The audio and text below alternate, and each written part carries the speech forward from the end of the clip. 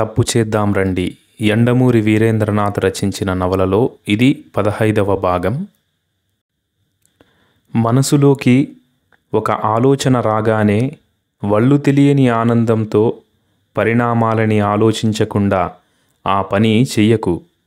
అడగబోయే వరాలేమిటో తెలియకుండా దశరథుడు కైకకు అలానే వాగ్దానం చేసి చిక్కుల్లో ఇరుక్కున్నాడు.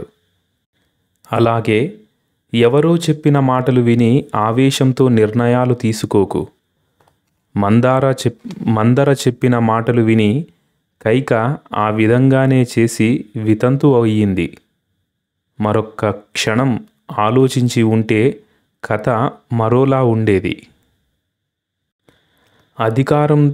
అధికారంలో గాని, బలంలో గాని, ధనంలో గాని పై ఎత్తున ఉన్నాను కదా అని నీకన్నా క్రింది వారిపై వీరంగం ప్రదర్శించకు.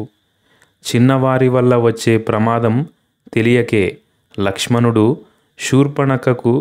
శూర్పణఖ ముక్కు చెవులు కోసి అందరికీ కష్టాలు కొని తెచ్చాడు. ఆకర్షణీయమైన వస్తువు కనబడగానే కష్టనష్టాలు ఆలోచించకుండా దానివైపు వెళ్ళిపోకు.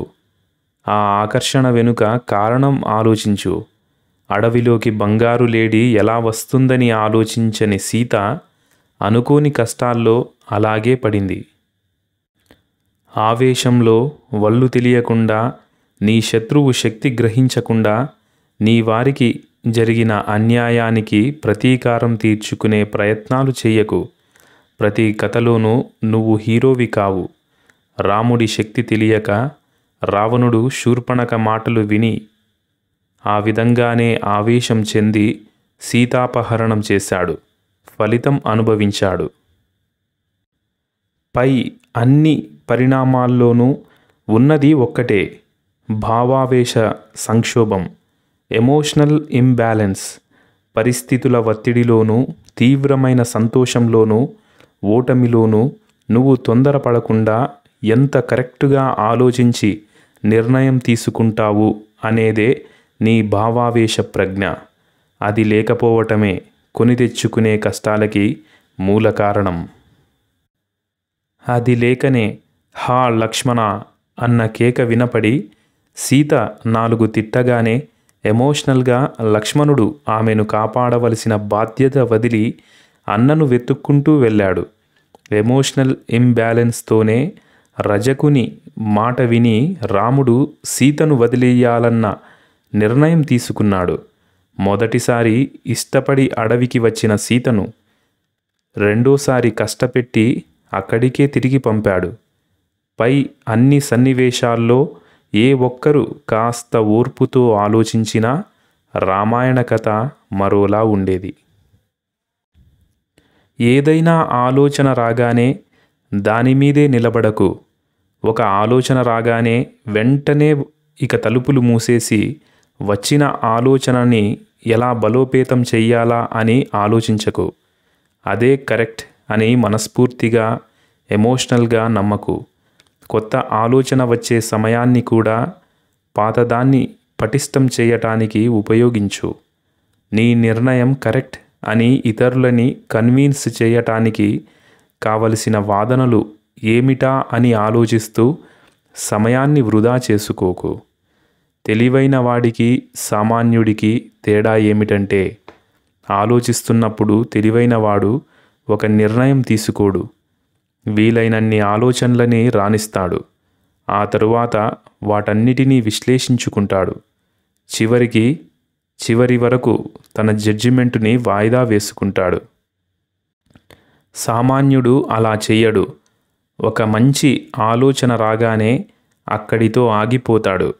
ఆ ఆలోచనలో ఏమైనా లొసుగులున్నాయా అని ఆలోచిస్తూ ఒక శిల్పం చెక్కినట్టు దాన్ని ఫుల్ ప్రూఫ్గాను వాటర్ టైట్గాను తయారు చేయటానికి ప్రయత్నిస్తాడు. అలా చేయటం ద్వారా తాను గొప్పగా ఆలోచిస్తున్నాననుకుంటాడు. దానిలో తప్పేముంది, అలాగే చెయ్యాలి కదా అని కొందరు అనవచ్చు. కానీ అది తప్పు. రకరకాల ఆలోచనలని రానివ్వాలి. వాటిని కొంతకాలం మనసులో నానబెట్టాలి. ఆ ఆలోచనలన్నిటినీ పక్షిలా పైనుంచి చూసి అందులోంచి ఒకదాన్ని ఎన్నుకోవాలి. అంతవరకు ఆలోచిస్తూనే ఉండాలి. ఒక ఆలోచన రాగానే ఆగిపోతే మరో మంచి ఆలోచన మిస్ అవ్వచ్చు. ఒక మంచి ఆలోచన రాగానే ఆగిపోతే ఒక అద్భుతమైన ఆలోచన మిస్ అవ్వచ్చు. ఒక అద్భుతమైన ఆలోచన దగ్గర ఆగితే ఒక సరైన ఆలోచన మిస్ అవ్వచ్చు. పూర్వం పిరమిడ్లు కట్టించే రాజులు బానిసలతో పని చేయించటం కోసం కొరడాలతో కొట్టేవారట. ఇప్పుడు ఈ కంప్యూటర్ అధిపతులు ఉద్యోగుల్ని డబ్బుతో కొడుతున్నారు. వాళ్ళ కళ్ళు, నడుము పాడయ్యే వరకు వాళ్ళు వారి కోసమే పని చేస్తూనే ఉంటారు. నేటి యువత పెళ్ళిళ్ళు కూడా చేసుకోవటం మానేసి మరీ వారి కోసం పనిచేస్తూ ఉంటుంది. అంతగా మెస్మరైజ్ చేశారు వాళ్ళు. ఈ నవనిర్మాణంలో కుటుంబ వ్యవస్థ పూర్తిగా చిన్నాభిన్నమైపోతోంది. పిల్లలు బాల్యాన్ని, పెద్దలు యవ్వనాన్ని కోల్పోతున్నారు. దేనికోసం ఏది వదులుకోవాలో తెలియని పరిస్థితి ఏర్పడింది. జీవితాన్ని ఆనందించటానికి బదులు కర్తవ్యం నిర్వహిస్తే చాలు అన్న అభిప్రాయం ఎక్కువైంది. సంతోషం స్థానే సుఖం చోటు చేసుకుంటోంది. వంట్లోని శక్తినంతా ఇంటికి వినియోగించే పూర్వకాలపు స్త్రీ ప్రస్తుతం ఆఫీసుకి ఉపయోగిస్తోందే తప్ప ఆమె స్థితిలో మార్పు లేదు. నాకు పెరిగే ఆస్తులొక్కటే నాకు సంతృప్తి అనే నినాదంతో బతకాల్సి వస్తోంది. పూర్వం స్త్రీకి ఆర్థిక స్వాతంత్రం లేని మాట నిజమే, కానీ దాని స్థానే సమయ స్వతంత్రం ఉండేది. ఇప్పుడది పోయింది. పిల్లల్ని కార్పొరేట్ స్కూళ్ళకి, శరీరాన్ని కార్పొరేట్ కంపెనీలకి, కళ్ళని ఆదివారాలు టీవీ ప్రోగ్రాంలకి అప్పజెప్పి బ్రతకటమే రొటీన్ అయిపోయింది. ఇదే దేశ సౌభాగ్యమని, మాలాంటి వారందరూ అదృష్టవంతులని మీరన్నప్పుడు అందుకే షిట్ అన్నాను.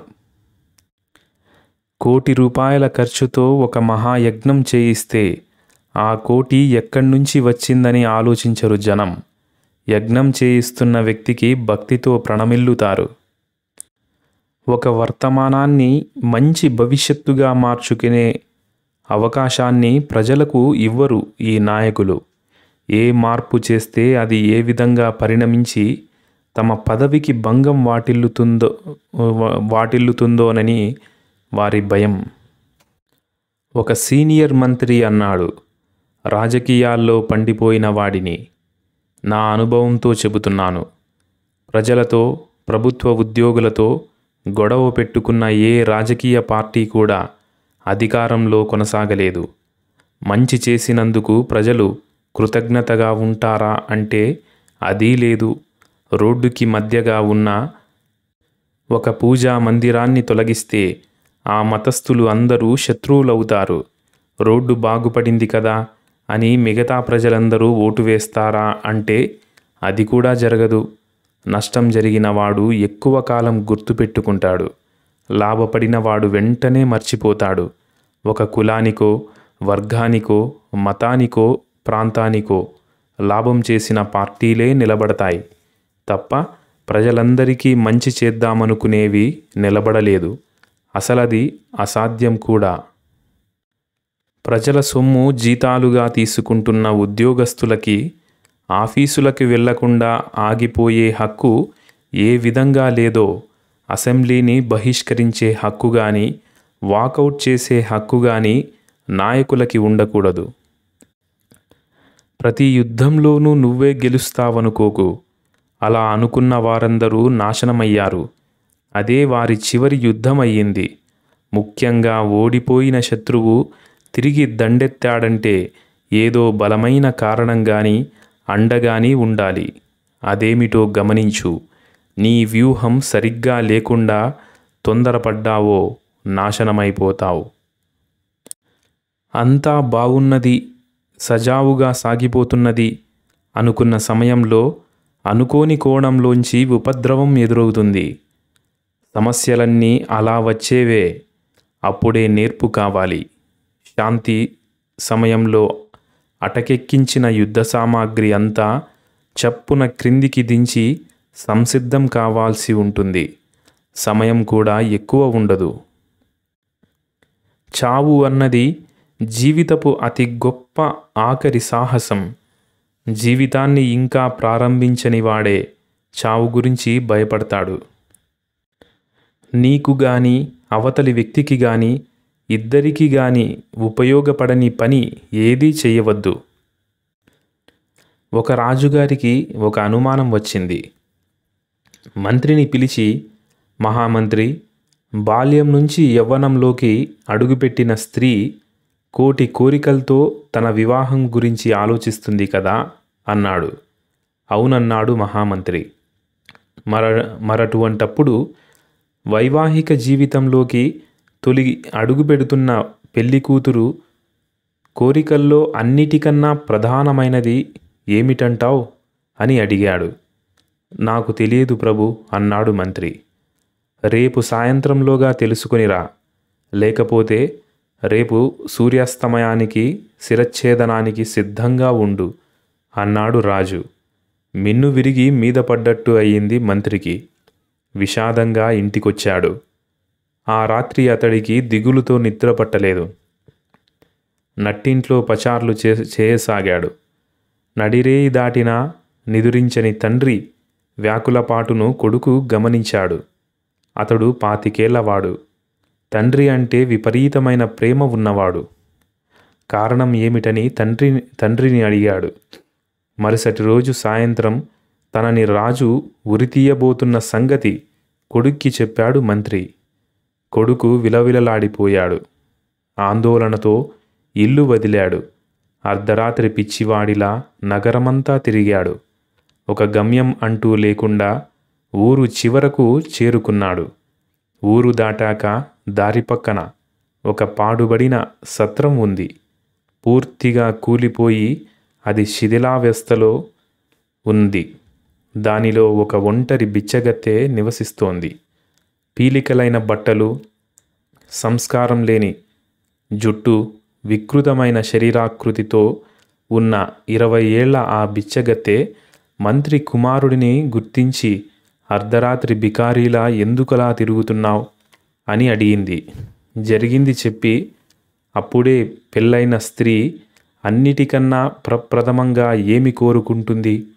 దీనికి సమాధానం పొద్దునకల్లా తెలుసుకోకపోతే నా తండ్రి ప్రాణం పోతుంది.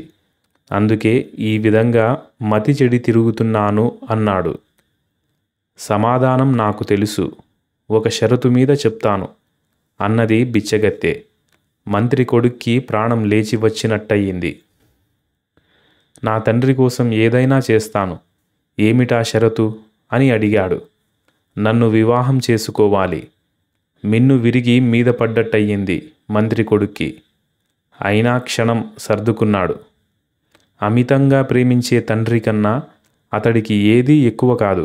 మొహం నిండా స్ఫోటకపు మచ్చలతో మూర్తీభవించిన కురూపిలా ఉన్న ఆ బిచ్చగత్తెతో చేసుకుంటాను అన్నాడు ఒక నిర్ణయానికి వచ్చిన వాడిలా. మరుసటి రోజు నిండు సభలో ఆమె చెప్పింది, మహారాజా, ఏ స్త్రీ అయినా వివాహం జరిగి అత్తవారింటికి వెళ్ళబోతూ కోరుకునే కోరిక ఒక్కటే, తన స్వాతంత్రము తనకు ఉండాలని. అదే ప్రథమ కోరిక, అదే ప్రధాన కోరిక అన్నది క్లుప్తంగాను. అర్థవంతంగానూ ఉన్న ఆ సమాధానానికి సభ యావత్తూ కరతాళ ధ్వనులతో హర్షధ్వానాలు చేసింది. రాజు సింహాసనం దిగివచ్చి, భేష్, ఏ స్త్రీ అయినా సరే వివాహం జరిగాక కూడా తన స్వవిషయాల్లో నిర్ణయం తీసుకునే హక్కు తనకే ఉండాలని కోరుకుంటుంది. చిన్న కోరిక, కానీ చాలామందికి అది తీరని కోరిక. చక్కగా చెప్పావు అంటూ అభినందించాడు. ఇప్పుడిక కొడుకు వివాహం బిచ్చగత్తెతో చేయించవలసిన బాధ్యత మంత్రిపై పడింది. 10,000 వరహాలిచ్చి వదిలించుకుందామనుకున్నాడు. వద్దు మంత్రిగారు అన్నదా బిచ్చగత్తె. నాకు డబ్బు వద్దు. మీ కొడుకు భార్య విలువ 10,000 వరహాలనుకోను. పర్వాలేదు, వదిలేయండి అన్నది అక్కడి నుంచి వెళ్ళిపోతూ. ఆగు అన్నాడు మంత్రి కొడుకు. నా తండ్రిని నువ్వు రక్షించావు. నీకిచ్చిన మాటని నేను కాదనను. నేను నిన్ను మనస్ఫూర్తిగా వివాహం చేసుకుంటానని, నీ అందంతో నిమిత్తం లేకుండా మనసా వాచా కర్మణ నీతోనే ఉంటానని నిన్ను అర్ధాంగిగా స్వీకరిస్తూ పంచభూతాలపై ప్రమాణం చేస్తున్నాను అన్నాడు. ఆ మాటలకి సభికులు తిరిగి హర్షధ్వానాలు చేశారు. స్వచ్ఛమైన నిజాయితీతో కూడిన ఆ యువకుడి అస్తిత్వానికి ఆకాశం రెండుగా చీలి ఒక దేవకన్య క్రిందికి దిగివచ్చి అతడికో వరమిచ్చింది. నీ మంచితనానికి బహుమతిగా నీ భార్యని సగం దినం అద్భుత సౌందర్య రాశిగా మారుస్తాను. పగలు కావాలో రాత్రి కావాలో కోరుకో అన్నది. సభ మొత్తం స్తబ్దమైంది. అతడేమని కోరుకోవాలి? నట్టింట్లో కలకలలాడుతూ తిరగటానికి, స్నేహితుల ఇళ్ళకి సగర్వంగా తీసుకెళ్లటానికి, ఇంటిలో విందు వినోదాలలో పాలు పంచుకోవటానికి సౌందర్యవతి అయిన భార్య పగలు కావాలని కోరుకోవాలా? రాసకేళిలో అలరించటానికి రాచకన్యల్ని తలదన్నే రసరమ్య మోహనమూర్తి రాత్రి కావాలని కోరుకోవాలా? ఆ యువకుడు ఏమి అడగాలి? అప్పుడు మంత్రి కుమారుడు ఈ విధంగా తెలియజేశాడు. స్త్రీ కోరుకునే ప్రథమ కోరిక వివాహం జరిగాక కూడా తన విషయంలో నిర్ణయం తీసుకునే హక్కు తనకే ఉండాలని. అది చెప్పే కదా బిచ్చగత్తె అందరి హర్షధ్వానాలు పొందింది. మరి తన భార్య పగలు అందంగా ఉండాలా, రాత్రి అందంగా ఉండాలా అనే నిర్ణయం తీసుకునే హక్కు భర్తకెలా ఉంటుంది? అది ఆమె ఇష్టం. ఆ విషయమే మంత్రి కుమారుడు చెప్పాడు. అలా చెప్పగానే ఆకాశం నుంచి పూలవర్షం కురిసింది. మెదడు అనేది ఆలోచనని ఎలా సృష్టిస్తుందో సైన్స్ ఇంతవరకు కనుక్కోలేదు.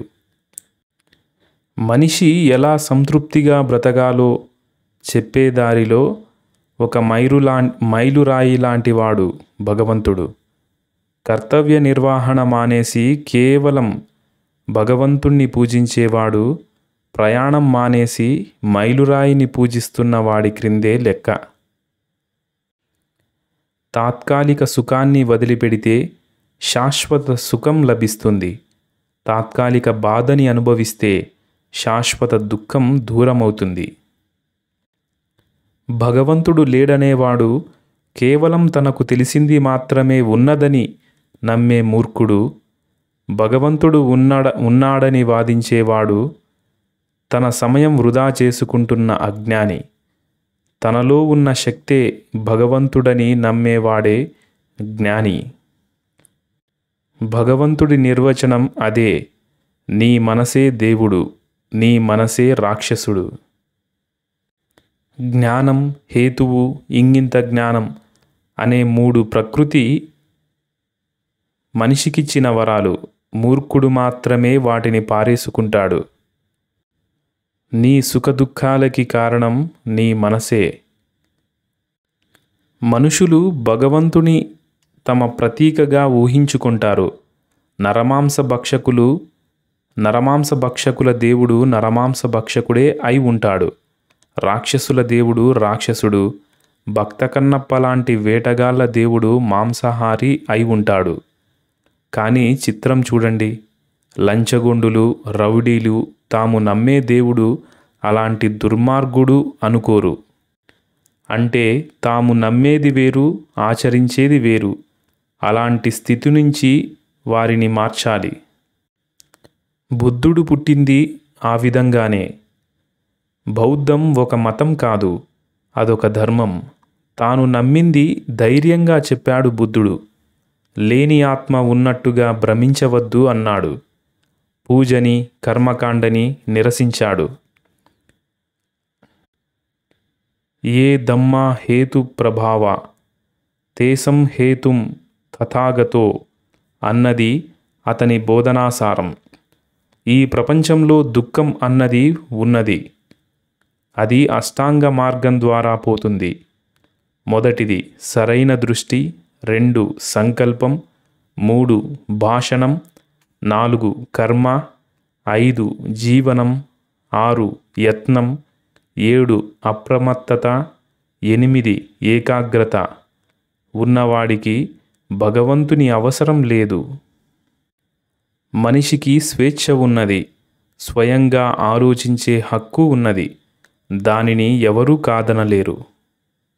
కానీ ఒకరి స్వేచ్ఛని మరొకరు హరించటం అన్నది మానవ చరిత్రలో తరతరాలుగా వస్తున్నదే. బలవంతులు తమ మాట చేత ప్రజల్ని కట్టిపడవేయగల స్వార్థపరులు. కానీ చీమలు తలుచుకుంటే ఏనుగుని కూడా స్వాధీనంలోకి తెచ్చుకోగలవు. చెడుని నాశనం చేయకపోతే నీవు కూడా అందులో కొట్టుకుపోయే ప్రమాదం ఉంది. నష్టాన్ని కలిగించేదాన్ని అదెంత గొప్ప ఆచారమైన, నమ్మకమైన, చరిత్రలో ఎప్పటినుంచో ఉన్నదైనా దాన్ని నాశనం చేయటం పాపం కాదు. జ్ఞానం సత్యమైతే భగవంతుడు కూడా సత్యమే. ఏ ప్రాంతంలోనైనా ఏ ప్రజలకైనా సత్యం ఒకటే అయినప్పుడు భగవంతుడు కూడా ఒకటే అయి తీరాలి. మరి దీనికిన్ని మత మౌఢ్యాలు, అంధవిశ్వాసాలు, కలహాలు, కల్లోహాలు దేనికి? మానవాళి మంచి మనుగడే విశ్వసత్యం. సనాతన సాంప్రదాయం పేరిట మూఢమైన విశ్వాసం వదలాలి. గాఢమైన విచారం కావాలి. అంధవిశ్వాసం మార్పుకి శత్రువు, హేతువు మార్పుకి మిత్రువు.